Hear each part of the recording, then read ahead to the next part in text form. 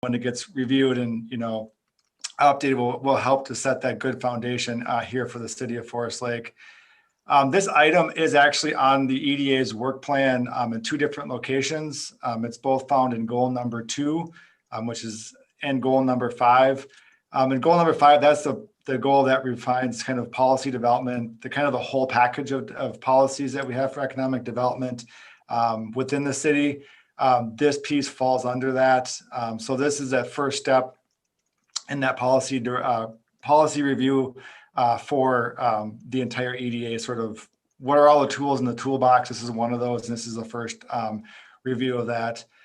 On the plan for this evening's discussion, I'll give a quick history of how we kind of got this program developed, how it's been used in the past, and then I'll go over just the options that I sort of brought forward in the staff memo that's included in your packet.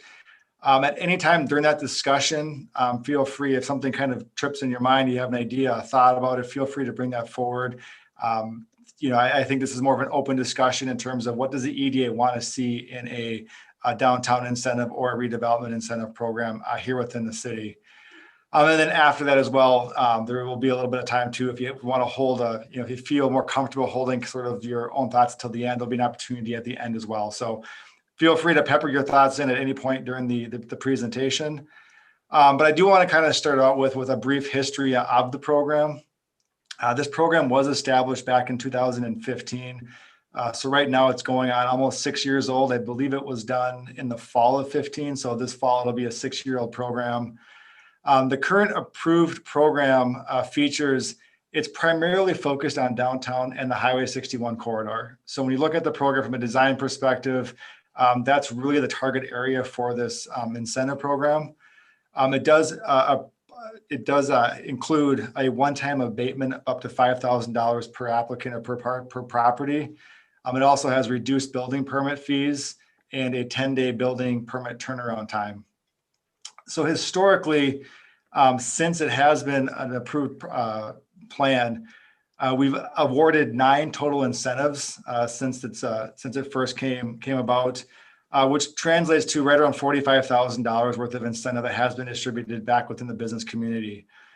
The current program language caps the amount at $30,000 annually, but I think when you're going to go back through our records, historically, we've not hit that number in any given year. And in fact, we've never really even gotten close to that $30,000 cap that's there. But that language is included in the original program criteria. Just to kind of dive a little bit more on where the original incentive program outline is, or sort of the geographic area. Let me just do a quick screen share here.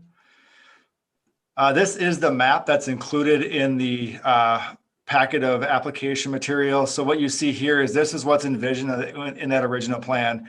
The purple is the MU2 area and the green is the MU1, which is the traditional downtown zoning districts. Again, as you can see here, this is heavily focused on the Highway 61 corridor and the downtown proper here in Forest Lake. So again, when this program was developed, this is the primary focus, and you see that reflected here in the original map that was included with that application materials. Looking back at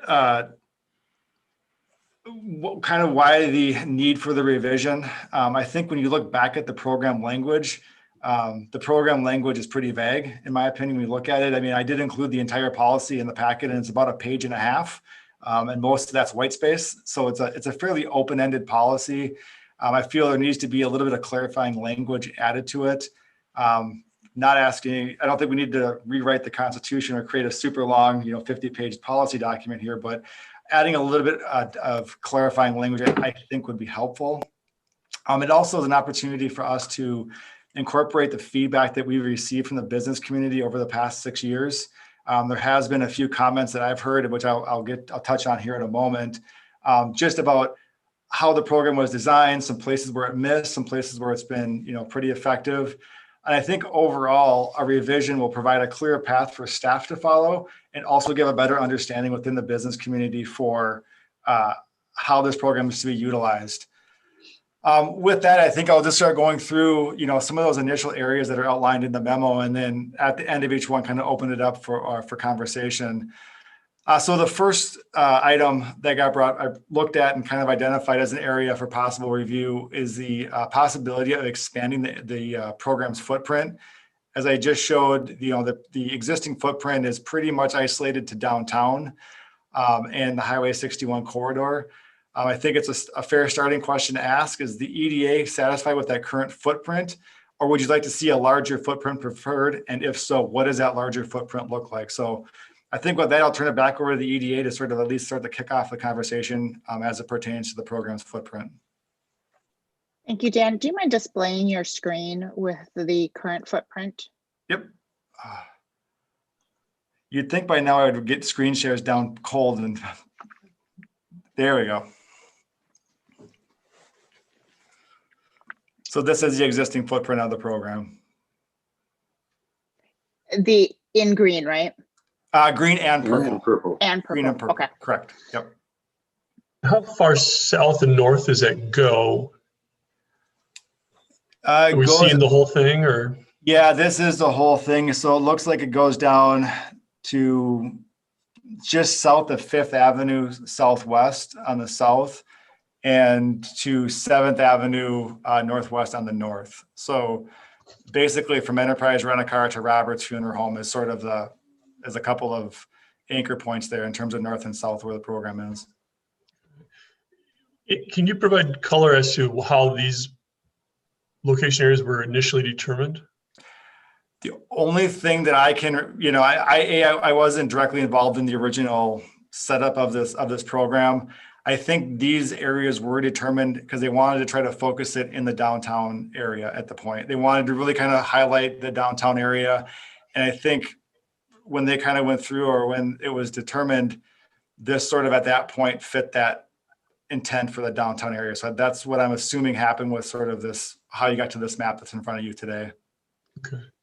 Dan, is there also some history there's been some discussion around Highway 61 design and, kind of that Highway 61 corridor, and that's been just the 61 corridors had more of a focus than if you were to expand east to west along Broadway. I think I'm not exactly sure of how all of those dots are connected, but I think that may have provided some original foundation.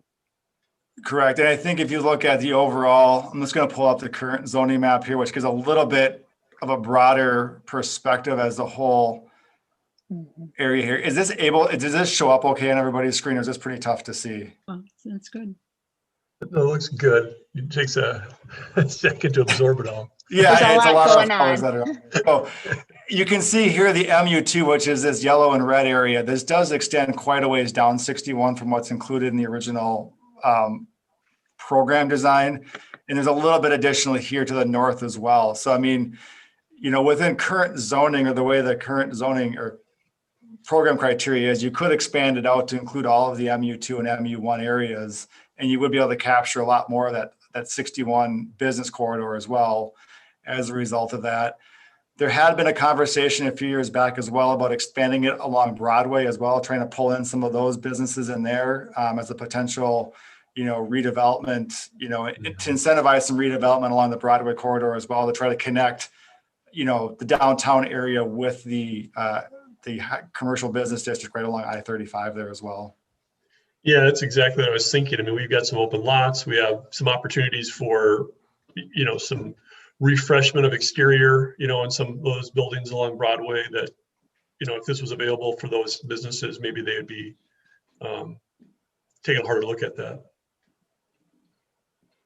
I'm still not sure how to bust into these conversations, but here we go. Just go. I have no trouble seeing a need beyond the geographic limits we put to it right now that's comparable to what we're doing right now.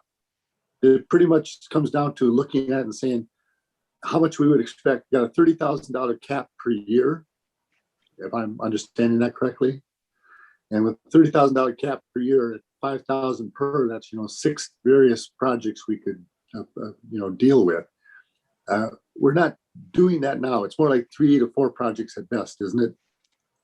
It's more like actually 1 to 2 historically. It's more like 1 to 2 with a couple of years we have 0 in there. So 1 to 2 is more of an accurate. because Broadway has a lot of opportunity for, well, pretty much redevelopment in small sites that will be combined at some point in time.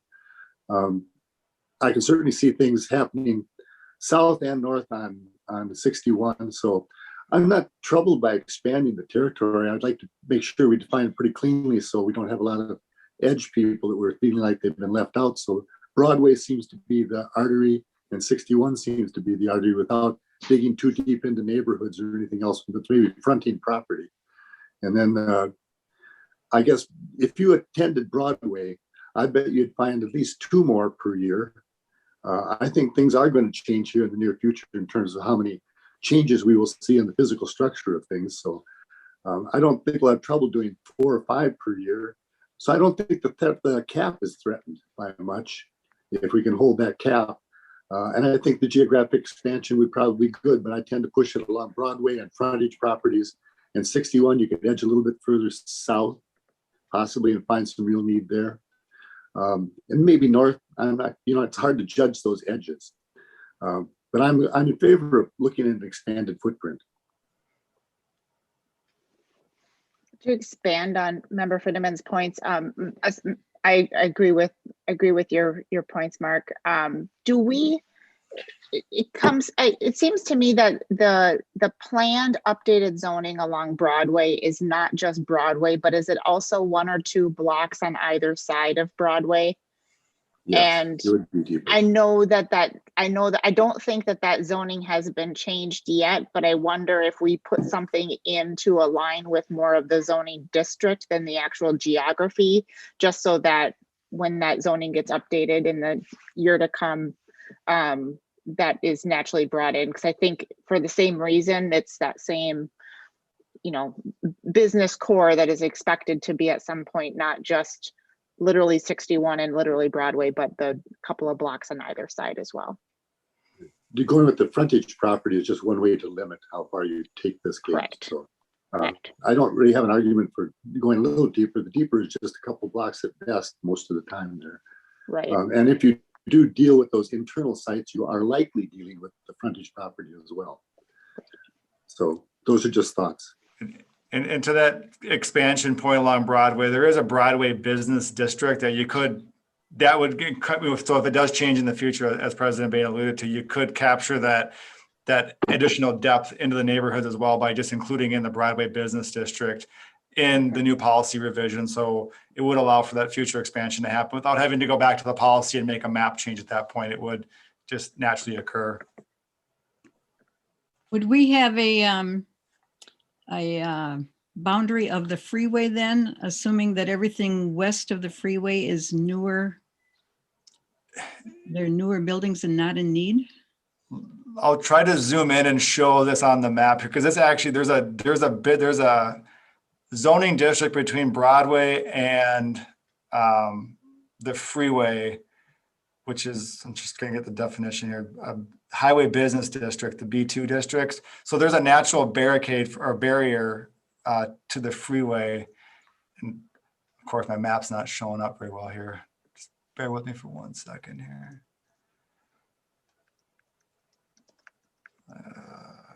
Grab a screen share. So this is going to be a little bit tough to see here, but you can kind of see where the mouse is. It's kind of darker maroon and this lighter red, this brighter red. This is the Broadway business district, that's the lighter red, and then the B2 is the darker red. And here's 35. So you do sort of have this natural stop where it does sort of hit that, kind of by where the more big box retails are located here within the city. So you do sort of have a zoning district boundary there that if you brought Broadway in, there is a natural stop to where that Broadway business district does stop and it goes into B2. Would that be down by the car wash or east of that? I'd be east of that because here's 12th Street here. So you're looking at, it's right behind like where I believe, and again, I apologize for the map quality here. This is with the labels on it, it sort of overlays a little bit here. Just trying to. Well, it looks like the B2 district goes all the way down past Norman Quack's. Correct. but it would, like Farmers Insurance, I think that's on the corner right there where your cursor's at. Yeah, Or and I American- can get maybe it's the American. define, I mean, I could look it up and figure out exactly what parcels are there and bring those back, you know, at a future meeting, but it does look like it does kind of travel a little bit on the south side of Broadway there as you get closer to 35. Mhm. Well, I think it's a great idea to open up Broadway to it because there are a lot of smaller businesses there that could use a fresh, a facelift.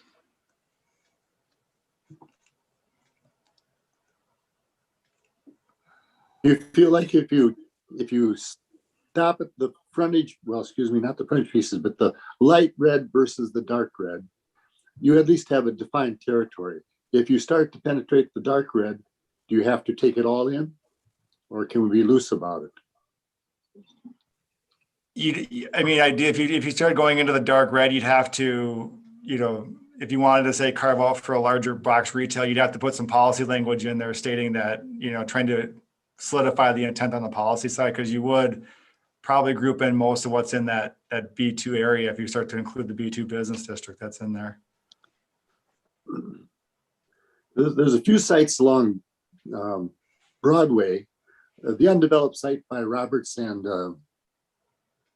I forget his name, but anyway, there's an ownership there with the vacant site that used to be the metal strip center. That's beyond the light red, is it not? By just a bit. That's up where these are all the old names. Well, it's not as far as TCF. TCF's way up there yet, but it's back a little ways, just 2 sites worth, I think, or 1 site worth. Anyway, does our light red extend to that point on the south side of the road? I'd have to pull up on the actual the city's GIS to confirm that. But I'd have to take a look. I can't determine from this map. I'll log in to see if I can't find it on our GIS map. Well, I have a tendency to stay away from the highway, zoning district and contain it, because there's probably still property on the north end of 61 and the south end of 61 that we could consider as well. Mhm. Agree. And Dan, if there's nothing that would prohibit us from making a policy decision that if we were to open it up too broadly and we have the fortunate problem of being inundated with applications, we could turn around and update or provide an updated map if that were to become problematic, right? We could. Yeah, no, yeah, you could kind of go through and kind of fine tune that a little bit, as we get, through that. And what I can do, if there's interest in expanding along Broadway, I'll get a better map than this sort of overview zoning map and bring it in so we can really get those edges defined. Easiest, from a policy standpoint is just to do all the Broadway business district to start with and see what the response is there. And then if you kind of want to get into the highway business, the larger red, we can take a look at how to scalpel our way in there a little bit as well if we need to. But I'll bring a more detailed map to a future meeting as we sort of really kind of dive in on that particular update. Could we look at the southern edge on 61 beyond the Roberts Funeral Home edge? I just wanted to get a quick sense of what we have immediately there. Let me do a screen share here again.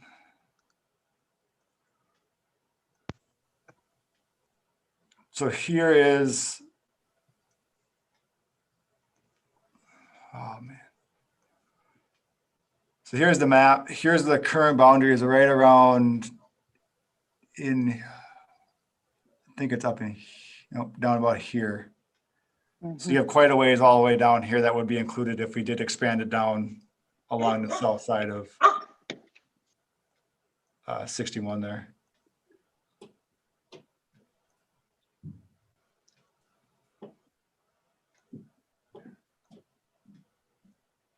The crosshatch designation is what, with the red crosshatch over the yellow?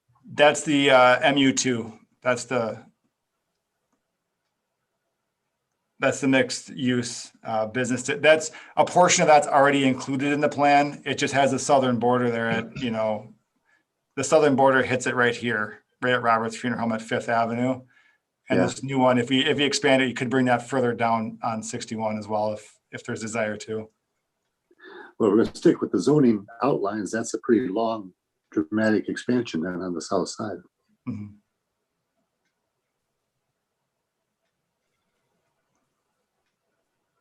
You could call it quits at 11.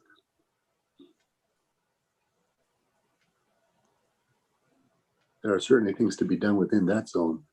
I might even be open to something even as further down, that even closer to 97.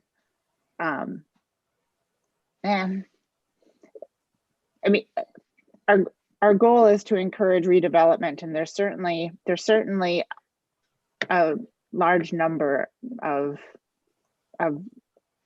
seemingly eligible sites, and it's hard to know which of those is going to sequence next. And I'd hate for us to draw an arbitrary boundary and miss an opportunity. I agree with that. We have the cap to control the amount we do Yeah, spend, and we we can do. bust past that, I suppose we want as well. But one of the better monies that the EDA ever spends is on this kind of enhancement. I agree. And if this is part of a tipping point that helps to spur a project forward, I'd like to see it. And if it meant that we were inundated and we had to go back and, reconsider, then we certainly could. So I'd rather us have a more robust map than a limited map. I'm with you. I would agree.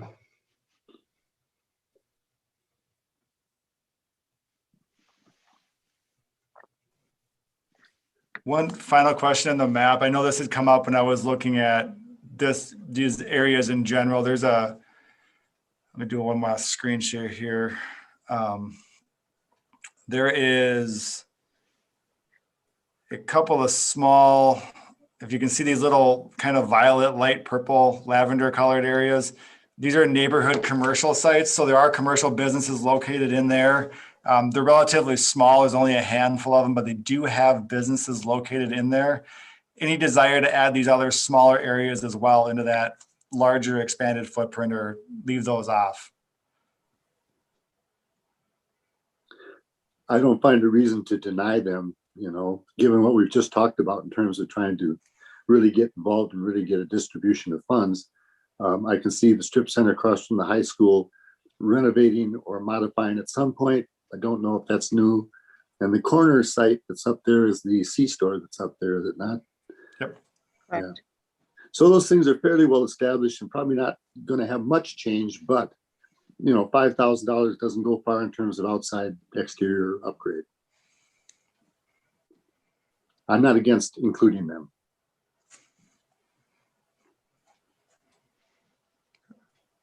I would agree. I guess my only pause is, are there other, by having just Dan, would you have just those two pockets, or would you open it up to that 97 corridor? Because if we're just having those two pockets, are we missing, I'm just thinking, are we excluding items that we shouldn't? In looking at it, there's a handful of neighborhood commercial. I think there's another one just down on, I don't have my screen share going. Sorry about that.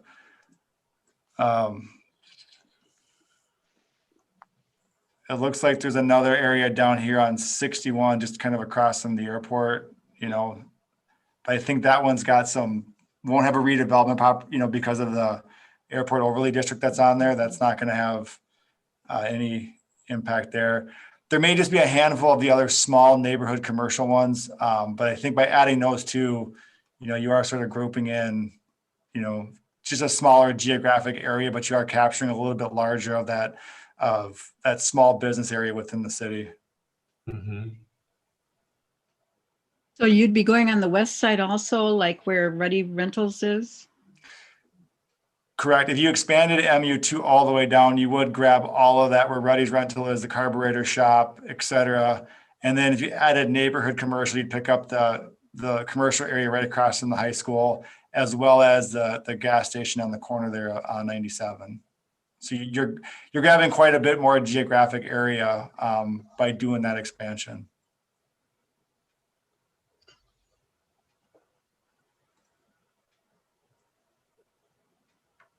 I think it makes a lot of sense. We want private enterprise to continue investing in their businesses and in, you know, Forest Lake. And so if we can encourage that by being more inclusive of these different areas, I think that's, everybody wins.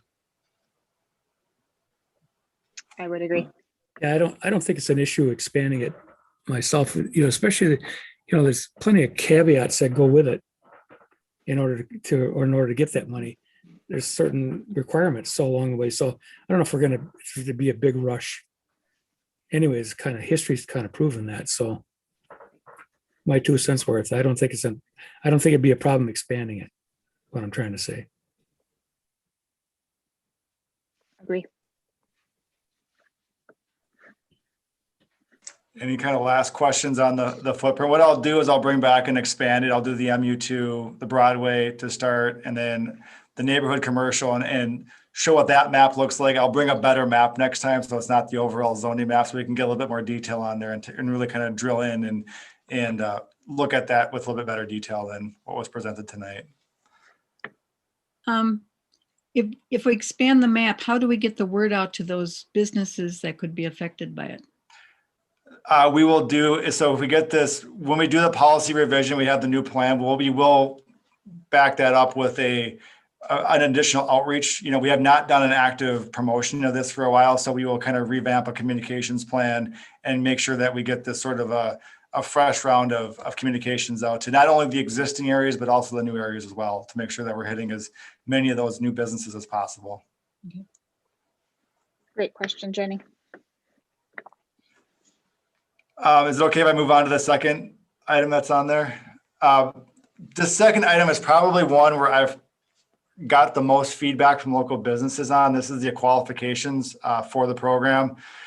I have heard from businesses that the entry point of $40,000 may be a little bit too steep. Like a lot of their exterior improvement projects may not hit that point. And they're wondering, is there a way that we could offer a, you know, sort of a graduated or a step program where if they did a smaller improvement project, would they qualify for less of an incentive? So, you know, for example, if they did a $20,000 improvement, could they get a $2,500 incentive versus a $5,000 incentive? There has been, you know, a few improvement projects that have happened that, you know, weren't close to that. So they kind of hear what that limit is. They sort of walk away. But there has been requests, you know, from businesses to say, can we adjust that qualification, that entry point, bring it down lower to try to capture some of those smaller projects? If you do adjust the qualifications down, you do also run the risk that you're not going to really get those bigger projects that are those sort of wow projects. You may get some small painting projects. You may get some small landscaping projects. They all do work to improve the aesthetics of downtown or of the area. But they're not going to be necessarily always those wow projects. So they're looking for feedback on, is the EDA open to sort of adjusting those qualifications to do more of a step program to kind of capture some of those smaller projects in a revised policy?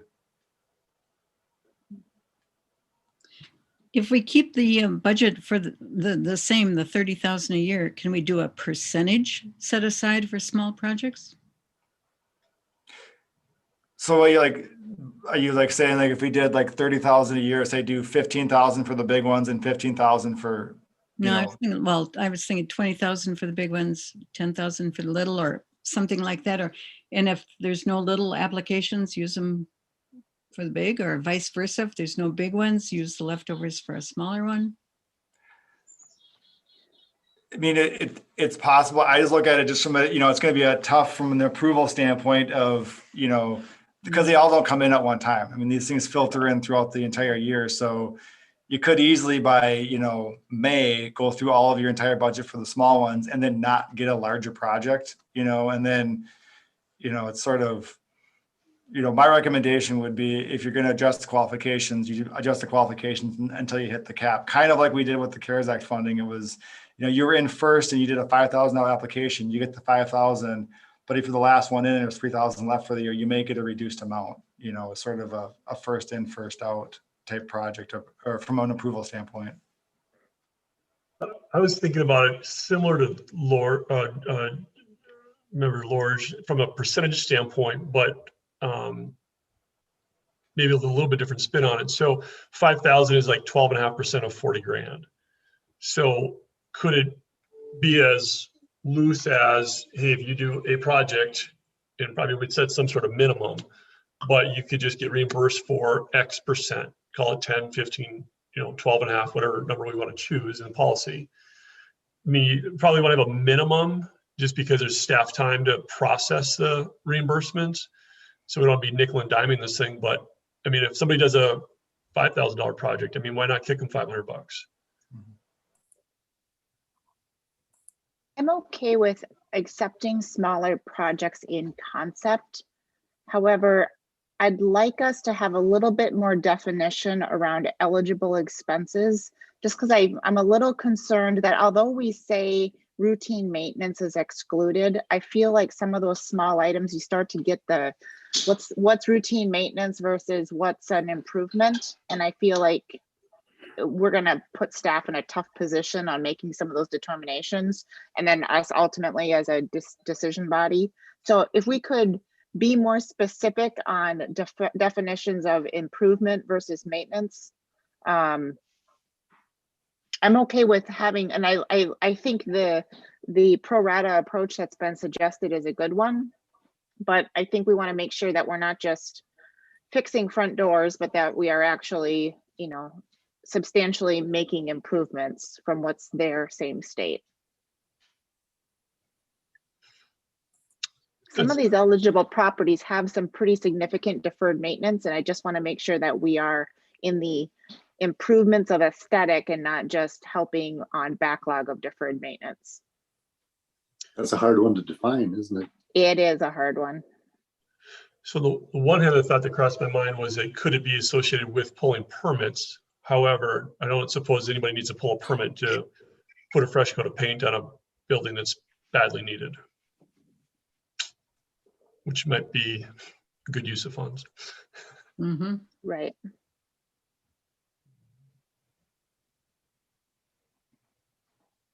Dan, I wonder if there's some other programs that you might be able to borrow language from on helping to better define maintenance versus improvement.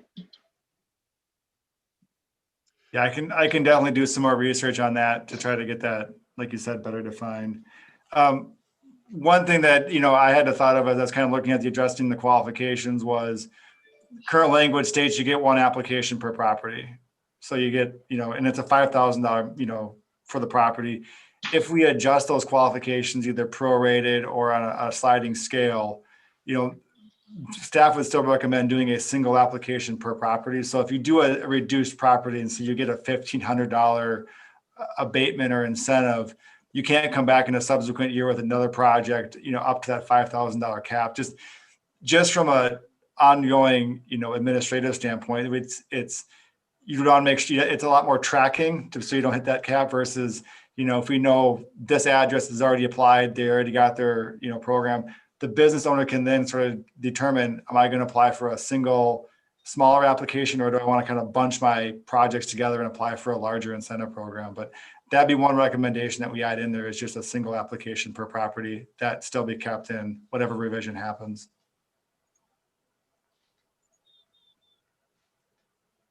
Is there a time limit on that? I mean, what if a property changes ownership? Current policy is silent on that. And again, that should probably be addressed. And that was another thing I was thinking about as I was kind of going through this, is that current policy silent on, is it per owner or per property? I look at the language as saying that it's per property. So if the first owner does anything to it and they get the incentive, that's what it is. But you could also make it, if the property does change hands, fresh ownership, and they make the investment, could requalify then for, the incentive program again. Yeah, I think it's just, yeah. On the one hand, you'd like to think everybody's above board, but we put a time frame on it. It's getting messier as we go along here. So good luck to us all on this one. I don't mind the lower amount. Sometimes I really do worry about it being something doesn't really help redevelopment or new development or real significant improvement if we lower the thresholds. I'm still kind of hung up right about there. I'd hate denying, that about a half value if it's, If they put 40,000 in, they get 5. If they put 20,000 in, they get 25. I can't argue that one if, you know, that one comes along, and that's the consensus here.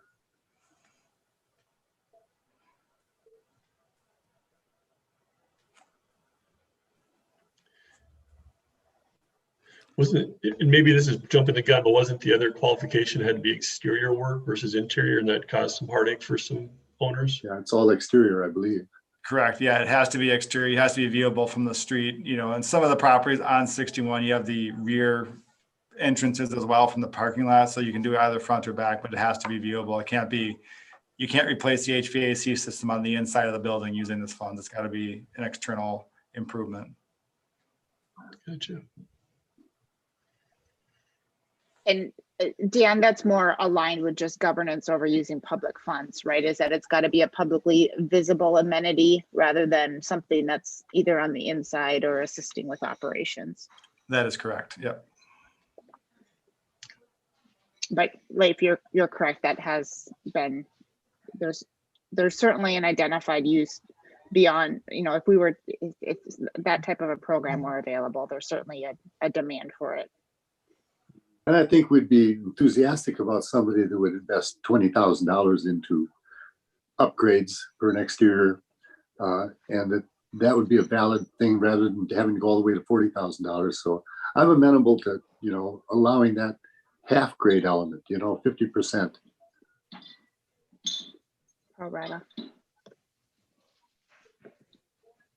What I'm kind of gathering here is that it sounds like the EDA may be agreeable to starting the conversation of adjusting those qualifications with some additional criteria surrounding what activities qualify for the program, and maybe bringing that back as a topic to say, here's what the adjusted qualifications look like, and here's what approved improvements are, you know, to help kind of shore that language up and bring that back as a starting point to look at adjusting qualifications for the program. Mm-hmm. Agree. Sounds good. Okay. Yep. The next one that, you know, staff identified is the current language that's in the program has a 10-day turnaround time for permits. Want to start this conversation out by saying that staff remains committed to providing expedited permitting for all building permits associated with the program.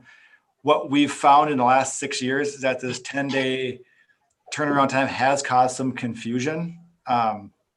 Case in point is there's always been some confusion from an applicant's perspective as to when they may assume that's a complete application, and then staff's perspective as to when does that clock actually start. So, you know, say you submit a building permit and a set of plans, but once the building looks at the plans and they realize that the plans are missing a big piece of the engineering associated with it. So they have to reach back out to the applicant to get that information, you know, from their architect, and that can take some time. You know, are we up against the shot clock at that point? You know, so you have the applicant who assumes that they've completed a full city application by submitting the paperwork that's completed, but it's missing some detail. There's just been some kind of disagreements between building and applicants just in terms of what that 10-day window looks like. It's also, it kind of muddies the water, and it kind of becomes one of those things where we're trying to expedite permits here, but if we're, you know, at day 11 due to a delay that's caused by the applicant, you know, city staff doesn't look good because now we're outside of that 10-day window. Staff would recommend in the revision of this policy is to remove that sort of arbitrary shot clock of a 10-day turnaround time for permits and just remain committed to doing expedited permitting for downtown processes. Historically, it's been a first in, first out with our building permits. And these ones, if we do expedited, would then sort of jump to the front of the line, you know, based on if they're applying using the downtown incentive, but we would not be sort of under this arbitrary 10-day turnaround time for the permitting. If it's a simple permit, we will get those turned around very quickly, but that 10-day turnaround has provided a little bit of issues as we've administered this program over the past 6 years. So just looking for some feedback on that particular aspect of the process. The staff's recommendation that the word expedited covers the game. Correct. Yeah, it's the 10-day turnaround has been just, it's in essence, it's sort of an arbitrary 10-day turnaround. And then if you really dive into the weeds on it, does it include holidays? Does it include weekends? Does it include, who makes the decision when it's complete? What happens if we're waiting for 4 days for the architect to get back to us? Does that count against the window? Versus if we have expedited in there, we can say, we'll get this out as quickly as possible. And we do have we will jump you to the front of the line, which I think was the intent of having that, having that language in the original policy. It's hard to account for all the factors, so expedited might be the best route to take. Agree. I would agree, and goal of this is to have solid relationships between staff and our project, or our business partners, and that building permitting process can take multiple rounds before we've got a complete application, and that can create confusion. So I agree. I like the expedited language. I think it sends a good message, but holding to exact deadline on some of those more complicated applications I can see has been problematic. So I'm okay taking the 10 days out. Time as well. I do have a little bit of there's a taxpayer on the other side that's also paying taxes and also has a permit that really they also would like to see moved through. And so, it's a little bit of a double bonus that we're providing to businesses by the expedited permitting. And so I appreciate the goal of it should be fast. I guess I would look to just more of the minimum service we're providing to everybody, because I'm, those homeowners that are having, deck applications or whatever, some of those smaller things that are in pipeline are also important. So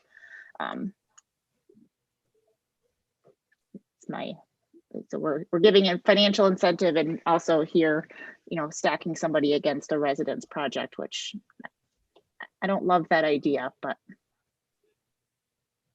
I do see it as a benefit. Well, the EDA is all about business, so. Absolutely.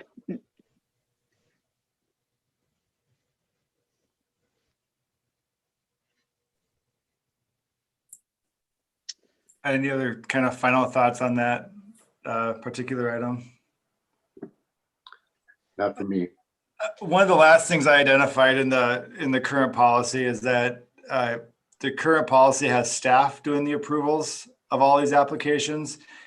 And even though that's been in the policy, historically, past practice has been all of these have come before the EDA.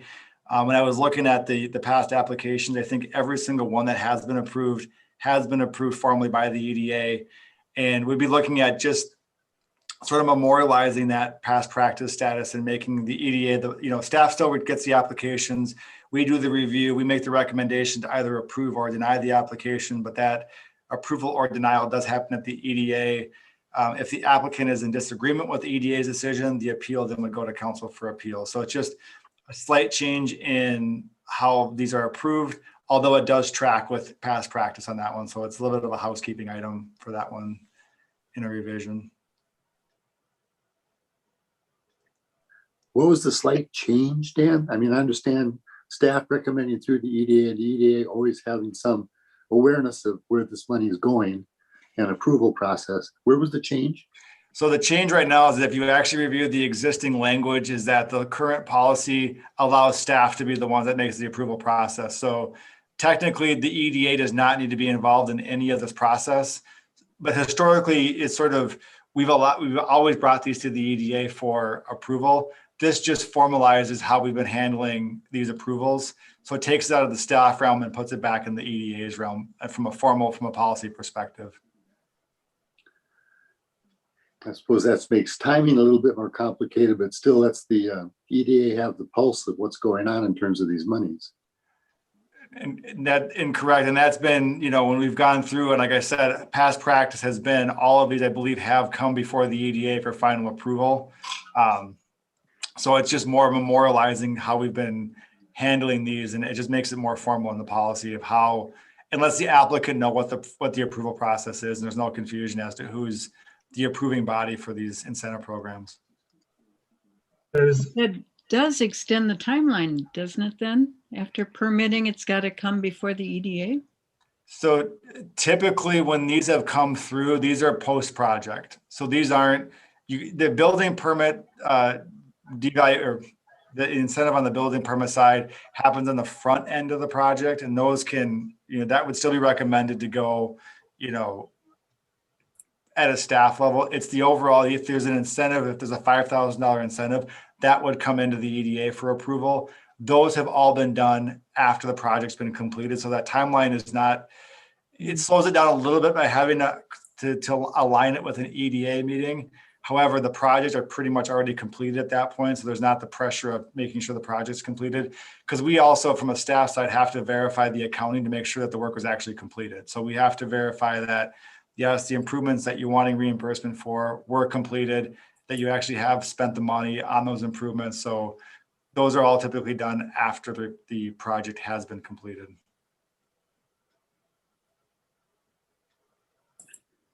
That makes a lot of sense, Dan. What about, I mean, is it staff's recommendation just to bring forward the ones that meet the policy requirements for approval, or is it to bring forward everything? It would be on EDA to deny ones that may be outside the final policy. Like if we set it, 2,500 for 20,000 and somebody spends 19, I mean, where are we going to land on that? I mean, I think, if you want to align with past practice, everything on the incentive side. So if there's an incentive that's out, if they're not, if they just want like an expedited permit or reduced permit fees, that can be handled at the staff level. If they're actually looking for an incentive, either full incentive, or if the new language allows for a graduated, a scale back version of it, those would come to the EDA. So any tax dollars that get pushed back into the, handed back to the, applicant, those would go through the EDA. But from a permitting standpoint, that could be, the front end work could be handled internally. The incentive work would go through the EDA for approval. Thanks.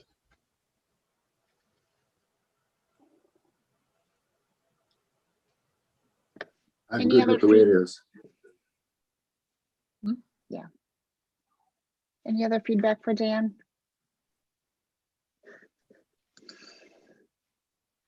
All right, Dan, anything further for EDA consideration on this topic? No, I have quite a bit. I'll start looking at getting some policy, making these suggestions tonight. I'll incorporate those in another draft policy, and we'll bring those back at a future meeting so we can start to go through what the revised policy looks like, and, have some, there's going to be a couple of additional conversations that I needed just to kind of clarify some of those points that were brought up tonight, but I'll memorialize what was said tonight, put those in a policy, and bring those back to EDA at a future meeting. Perfect. Thank you. Members of the EDA, next item on our agenda for discussion and consideration is the new track circulator bus loop. Dan, do you want to just do an update on that? Yep, I just have a quick update for the EDA and the new tracks. For those of you, just so everybody's aware, new tracks is a circulator bus here within the city. It's been in place, I believe, since 2018. When COVID hit in 2020, we did stop services. They did stop serving Forest Lake. They kind of paused all of their circulator bus services. They reached out and they're looking to ask if we want to resume services. In conversation with them, we're looking at possibly a June restart of resumption of services. The loop is out here on Wednesday. It's 1 day a week. It's from approximately 9:45 in the morning till 1 p.m. I do have a copy of the route map that I can share quickly, just so everybody's familiar with where they are operating here within the city. I'll pull this up here quick. As you can see, here is the map that they do. They do a kind of a blend of, they stop at senior facilities and they stop at different retail and restaurant locations throughout the city. This is the route, so there's no appointment needed. They basically, seniors can get on this route and ride the bus, stop at, say, Walmart or Keys Cafe or downtown Forest Lake, and then a bus can come back and pick them up 20 minutes or approximately 30 minutes later. The bus returns, they get back on, and then get dropped back off where they got picked up from. The EDA is currently budgeted for this for 2021. We did keep this into the budget for 21. So if they resume services, we do have the funds available to pay for this new service or resumption in services. I know historically there's always been sort of this conversation point, is the EDA the best budget item to have a circulator bus that serves the senior community in? We are looking at for future years, so for 2022 and forward, of getting it out of the EDA's budget and potentially putting it in with the senior center's budget. The senior center operation is now being managed by the city, so we potentially are going to take this new tracks item and place it over into the senior center budget. But they are wanting to resume services here in June. But one of the main reasons I also wanted to bring this up to the EDA was kind of pre-COVID, there were some initial conversations that were happening between the city and the county about possibly leveraging our investment that we were making within the New Tracks program with some grant dollars that potentially were available from the Met Council or some county funding to do an expanded service to allow for either additional days, a different, larger footprint, larger loops. It sounds like those conversations, well, once COVID hit, those conversations pretty much stopped. And we are kind of restarting those conversation points. And in speaking with a New Tracks operator last week, one of the possible conversation points is if this service were to be expanded, there's the possibility of allowing it to expand into Chisago County, which would allow then the connection from Forest Lake to the Wyoming hospital. There's been a lot of demand for appointment services from Forest Lake to get to Wyoming, but since it crosses county lines, it's pretty tough for the city to take the lead on that, cross-jurisdictional, cross-county, adding that one stop in.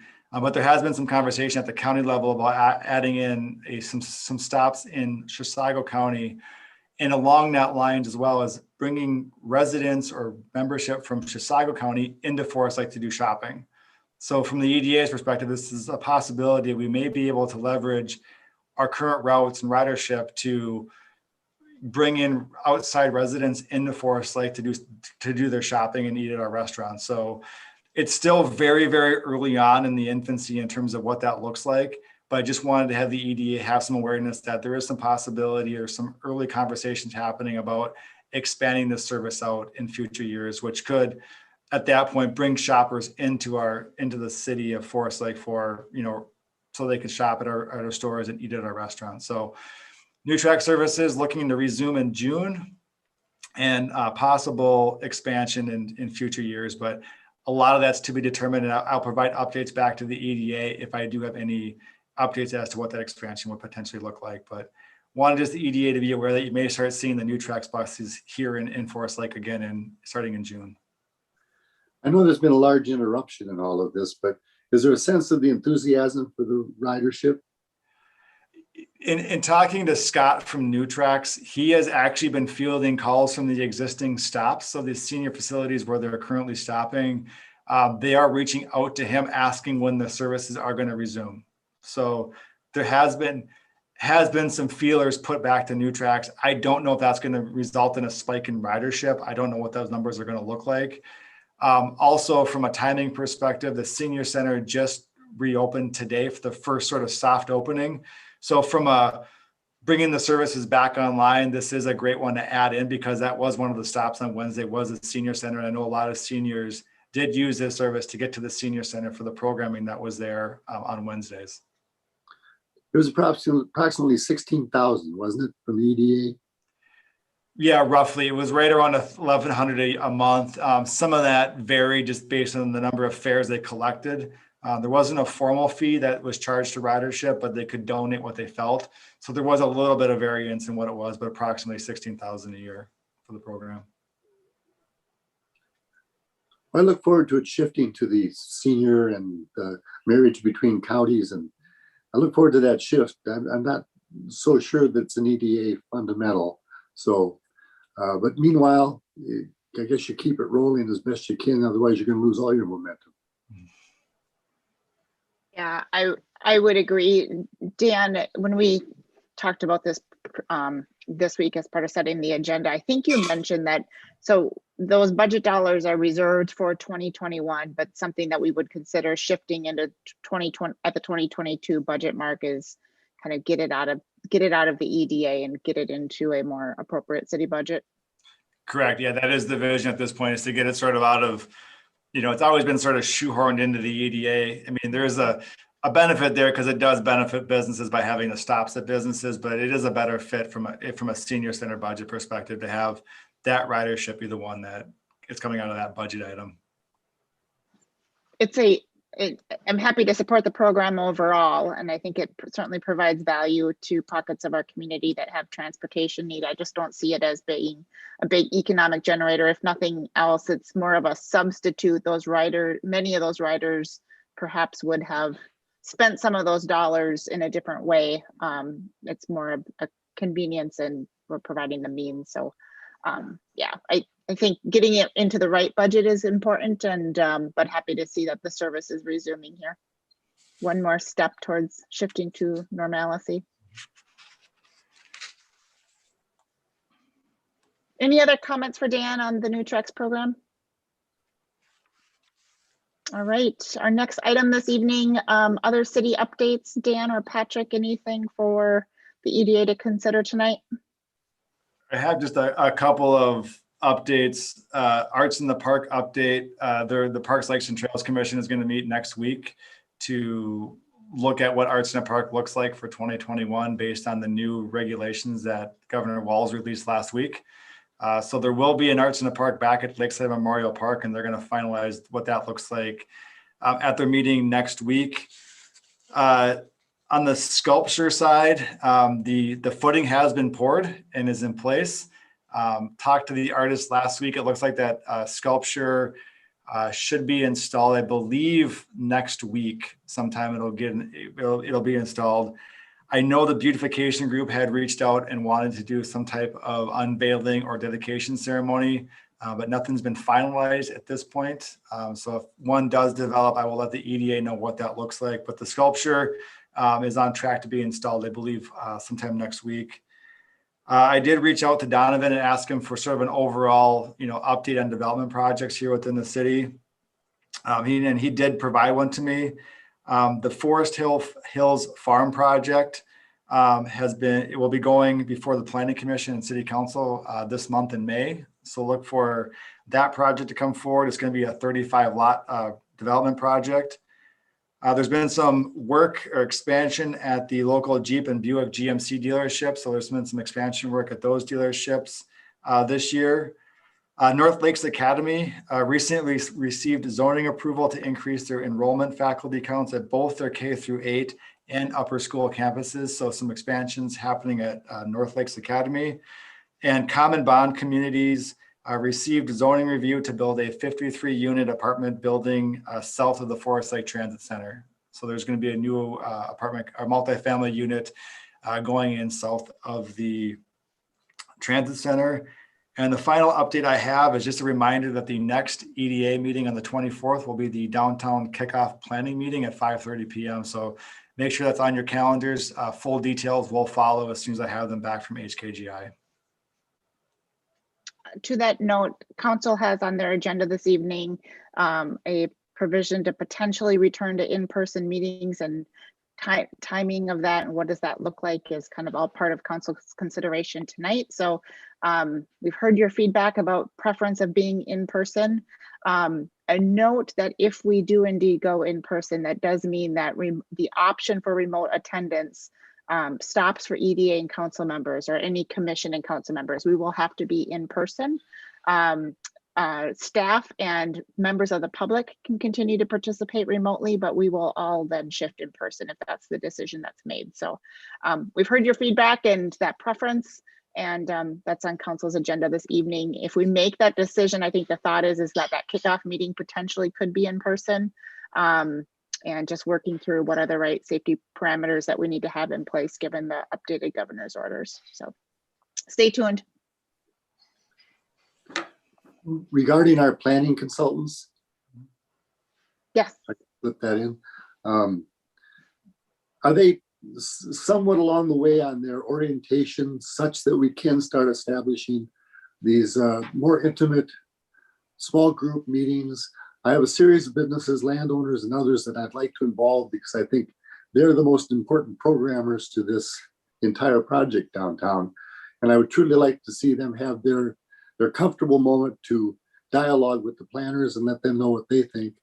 And so where do we stand, and what help me understand how I might initiate those meetings, because the people I'm talking about are a diverse group and their hours are really mixed up.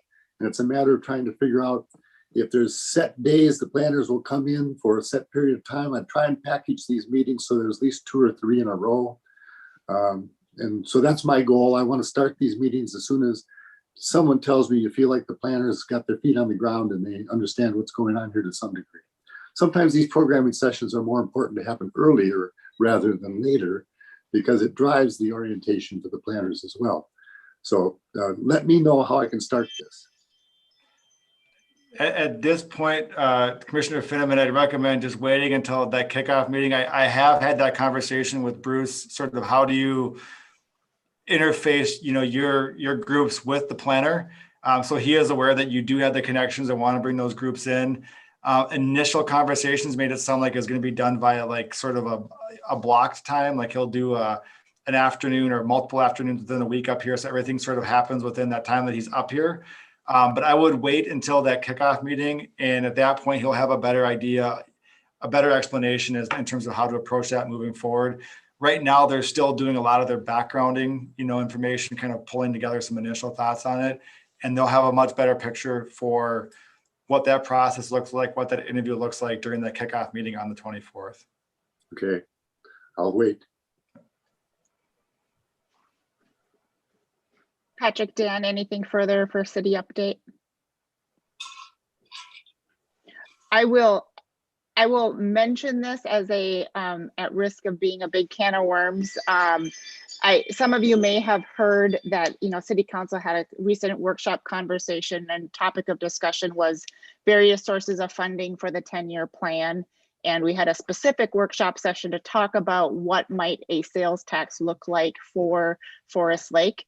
I bring that up to you just so that you are aware that that conversation took place. If you are interested in learning more about that conversation, the agenda that is in the last council workshop packet, actually, I'm sorry, it's the last council meeting, has the provisions that staff laid out of what that might look like to consider. I would say at this point, it is one of the funding options that are being considered as part of the overall 10-year plan. However, sources of those funds, specific projects for those funds is still under development and consideration. And I just never want you to be surprised by something that you hear on what is this that's been being considered. If we were to head down that path, there is a very long, robust process that we must consider, specifically identifying specific projects and ultimately bringing it to voter referendum to pass such a consideration. It also requires some state legislative approval. So this would not be something that would happen quickly if we were to continue to pursue it.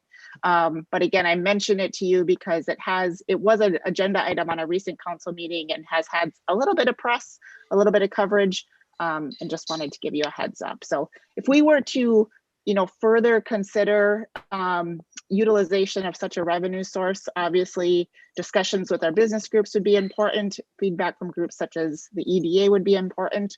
And at this point, I would say all of that is a little bit premature in that council's just trying to get our arms around what does this 10-year plan look like and what are reasonable available sources of revenue that we might want to consider to fund those projects. So happy to have further discussion if you would like at a later point, but just wanted to bring it up as it was a recent agenda item.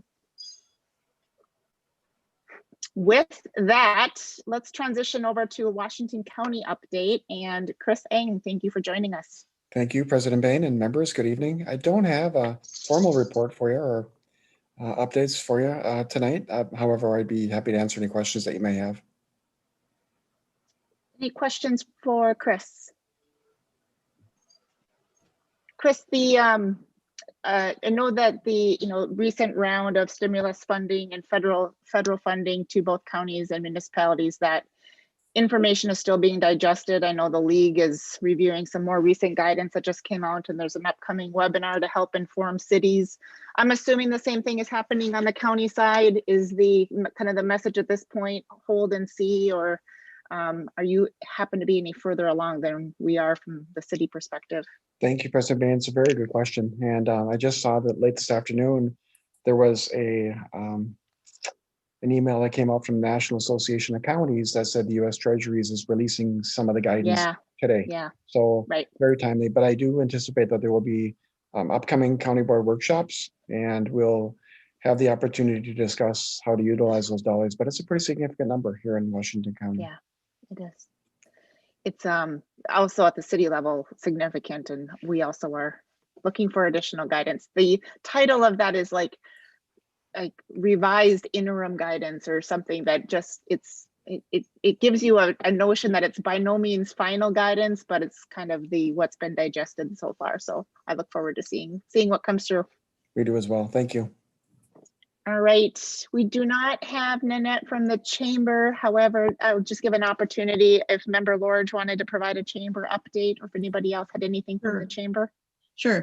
Tomorrow is our annual awards gathering. We're gathering at Stella's in person, which is going to be really exciting. And then the next big event will be the golf tournament on Monday, July 26th. And it's a lot of effort going into that. That's our biggest fundraiser for the year. Fantastic.